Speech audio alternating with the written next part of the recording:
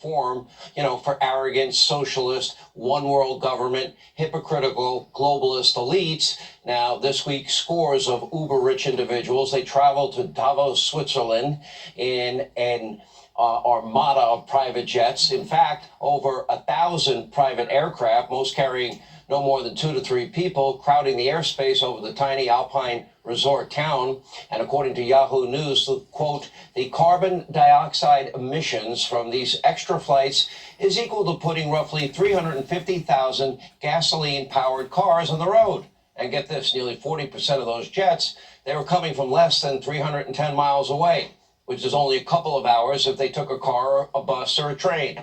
But because there's no airport in Davos, the private jets, they're forced to land about 2 hours away, and then the passengers board helicopters or a fleet of luxury SUV gas-guzzling vehicles for the last leg of their journey. So naturally, the main focus in Davos was climate change and worldwide socialism, and how the little people, the rest of us in the world, specifically middle-class Americans, how we must make greater sacrifices to save our planet from certain annihilation. Now, of course, he made a big hit at this year's event. Al Gore made the trip, and as most of you know by now, Al Gore is certainly close to certifiably insane. He's become more unhinged since we last saw him. You decide. Take a look.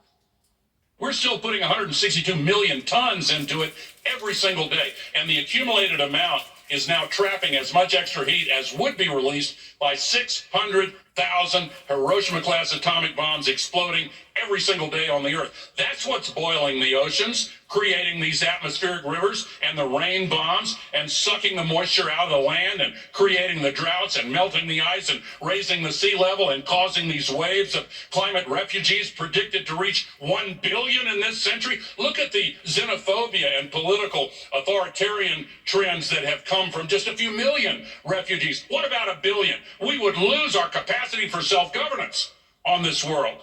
We have to act. Greta Thunberg was just arrested in Germany. I agree with her efforts to stop that coal mine in Germany. When climate activists around the world, and I'm partly speaking for them right here on this stage, have come to the conclusion that the people in authority are not doing their job. There's a lot of blah, blah, blah, as Greta says. There are a lot of words, and there are some meaningful commitments, but we are still failing badly. And Al Gore actually claimed renewable energy was the cheapest form of energy. Show us the evidence. And by the way, Germany, now dependent on Vladimir Putin. Hey, Al, how's that working out? There are dark corners of the internet with more believable conspiracy theories than his. This is not Al Gore's first rodeo into bizarre land. Now, he's been making outlandish outlandish predictions for many decades. For example, in the year 2000, he promoted a claim that Mount Kilimanjaro would no longer have any snow by 2010. Last time I checked, what year is this? Oh, that's right, 2023. We can report tonight that the mountain is still very much covered in snow. You can see it right there. In 2006, he suggested that all of the glaciers in Glacier National Park would be gone by 2013. Guess what? Those glaciers, they're still right there. In 2007, Al Gore warned of a planetary emergency. The planet has a fever, he declared.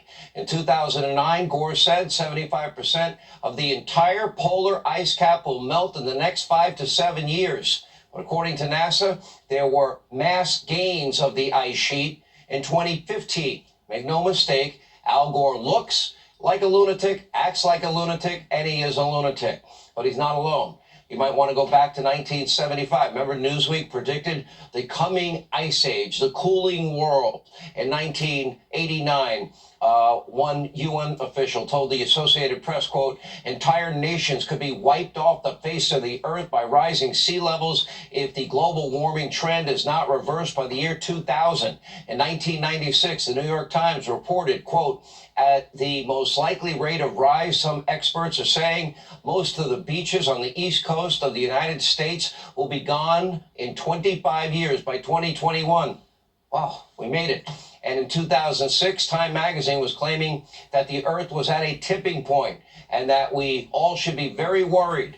Every year for the past 40 years has been a dire planetary emergency, according to the climate alarmist cult. And yet they continue to fly their private jets, build their massive waterfront mansions, sail to exotic locations on diesel-powered mega yachts, and eat exotic food and fine wine flown in from all over the world. And Al Gore himself obviously consumes way more than he needs. Now, even Greenpeace, they are perplexed at the over-the-top lifestyles of those attending the WEF. And yet the elite climate alarmists in Davos are now demanding that you give up meat. After all, we're facing a crisis. You must give it up. Take a look. Food systems account for around 21% of CO2 emissions, and they are unhealthy. And they have a lot of waste, 40%. My daughter, 24, inspired me and said, Dad, how can you advocate for these zero carbon value chains if you still eat meat? And so I stopped eating meat. Now the math would say, well, you need to stop eating meat 11 years to compensate for a flight to Thailand. Yes, but if 1 billion people stop eating meat, I tell you, it has a big impact. So these wealthy elites in their private jets are demanding you stop eating meat, you take the extreme measures, you take on all the pain, you have to drive a Prius, all while they make no sacrifice at all. Maybe they should lead by example, just shut the hell up. It's almost as if they really aren't concerned about climate change at all. Take a look at your screen. Even Al Gore, he enjoys, oh, that's right, we got an exclusive. Al Gore getting off his Gulfstream jet into his SUV, a plane designed for 12, 14, 16 people. There's only 2, and him and his wife get in that gas-guzzling SUV. Think about this. The #1 polluting country on earth, China, has been given a free pass by these global elites, these globalists. They don't mention shutting down China's coal plants or restricting their CO2 output. They're viewed as, oh, that's right, developing nations. India, China, we pay the price for the Paris Climate Accords. They're not going to sacrifice anything. And according to those Paris Accords, they do nothing to rein in China's pollution. If there really is a climate emergency, we're all screwed, and we're paying the price of all of it. But we do have good news tonight. The sky is not falling. The world is not coming to an end. Florida is not sinking into the sea. The climate cult is really only a front for globalism and socialism, where the government uses your money to advance their own radical socialist agenda. Listen to this rare moment of truth from Al Gore. Take a look. There's a lot of good news as well, and I just want to cover some of it. In my country, we passed the Inflation Reduction Act, which is primarily a climate act, $369 billion, which will actually be much larger than that.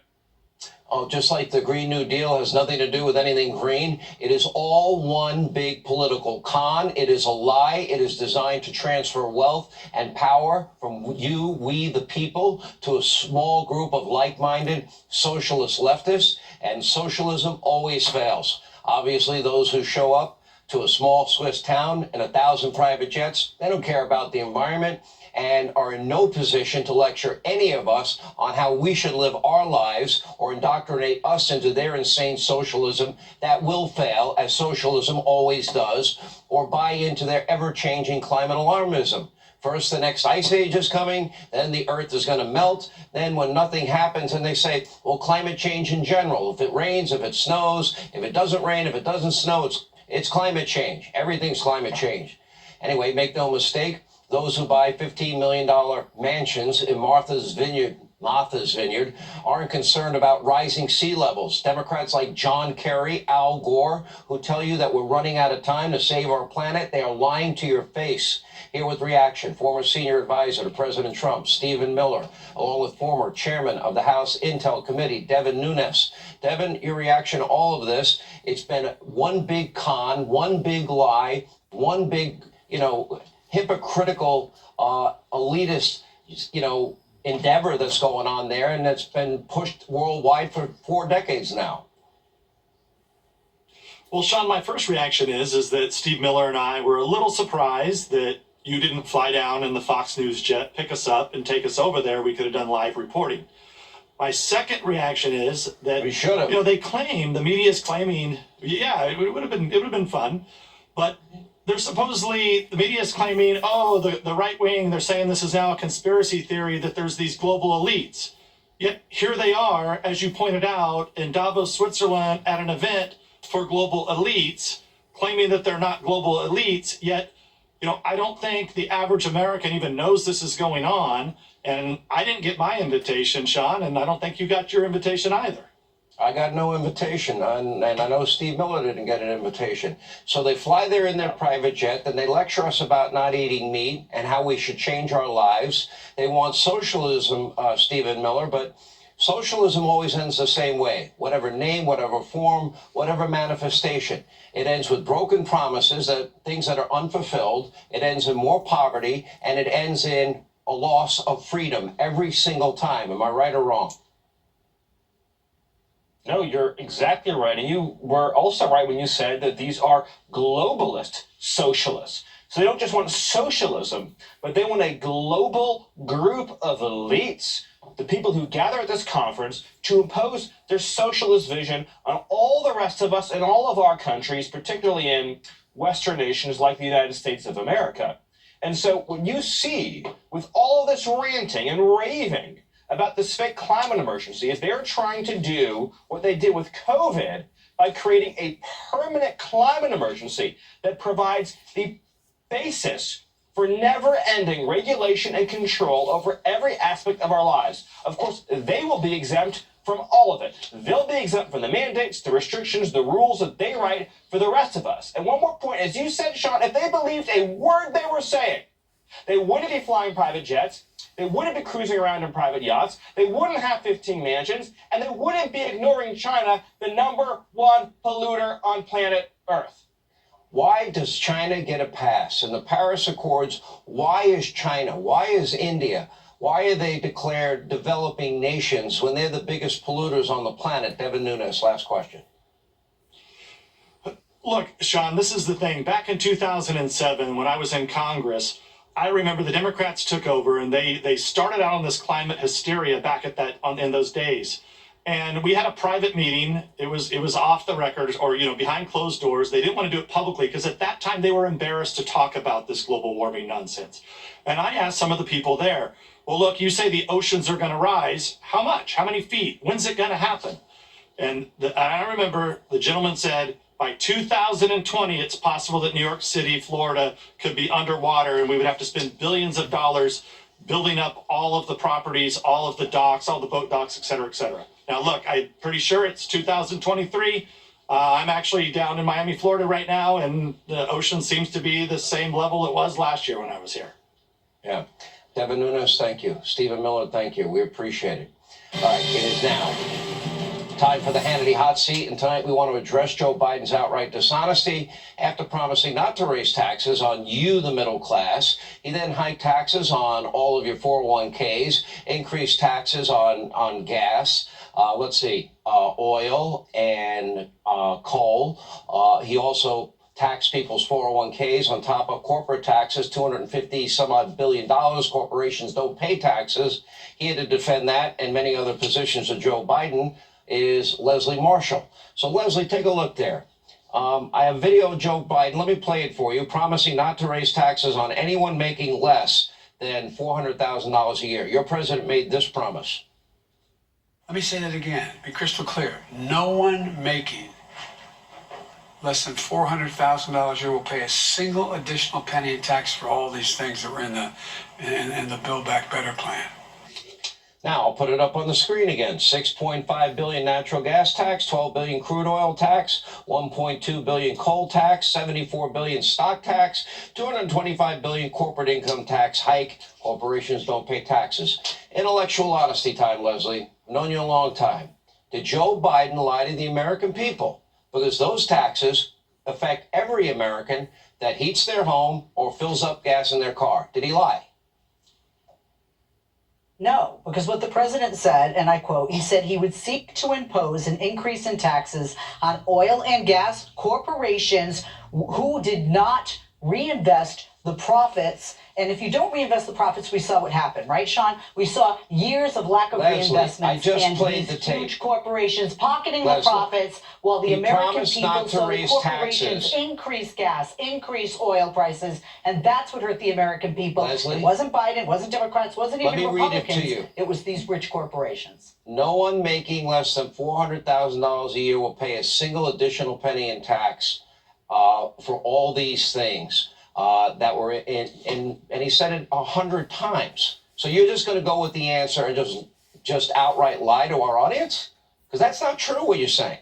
No, I'm not outright. You know me very well. I'm very honest. I'm not outright lying. Here's I think what you happens. believe it, but it doesn't mean that it's totally false. If I tax you, Sean, if I tax you and you pass that taxation onto your customers, am I taxing them, or are you Anybody just that fills up their increasing gas what you tank charge or them to keep your All right. greed and your wealth going? My And that's greed. what these huge corporations do and Anybody have done that and fills even up did their during gas tank our will COVID pay more pandemic. because of his tax. Anyone that heats their home will pay more. Let's move on to the next question here. All right, Biden called Trump irresponsible for his handling of documents at Mar-a-Lago, and President Trump did have the power to declassify. There's no set way to do it. Joe Biden didn't as VP. By Biden's own standard, was he irresponsible? Simple question. Look, I said this when the documents were found by former President Trump, and I think the same, and I don't care if it's a Democrat or Republican. We obviously have a huge problem here, whether you're president or vice president, with the process or lack of process for documents leaving the White House, leaving offices, and where these boxes end up going. That's a huge problem. We're seeing that. The American people are aware of that. Okay, I think so there's is he a hypocrisy here, hypocrite? quite Is he frankly, a Sean, on hypocrite? both sides. On both Is he a sides. hypocrite? You have Republicans very angry, wanting a special Leslie, counsel. you gotta work a with me special here, counsel's Leslie. We don't have appointed, time. and that's not good enough. I don't have time for a filibuster. Is he a hypocrite? Yes or no? No, I don't think he's a hypocrite. next question. I don't. I think he was being judgmental toward the Okay. actions of the former president and not aware. Next It's like question. a library book. You find the library book and you Leslie. didn't know that you had it. You return it to the library. Is that what happened with the former president? I think it's Last a different question thing. If the before library my calls and blood says, hey, pressure goes you got up the even books. higher. Bring them back. Biden campaigned on having a fully transparent administration. So why won't they release the visitor logs for Biden's Delaware home? And why did Karine Jean-Pierre tell the public that the search was completed before more documents were discovered? Is by him not releasing the visitor logs, he spent 40% of his presidency so far outside the White House. Isn't that hypocritical? Isn't that the opposite, the antithesis of transparent? Last question, yes or no?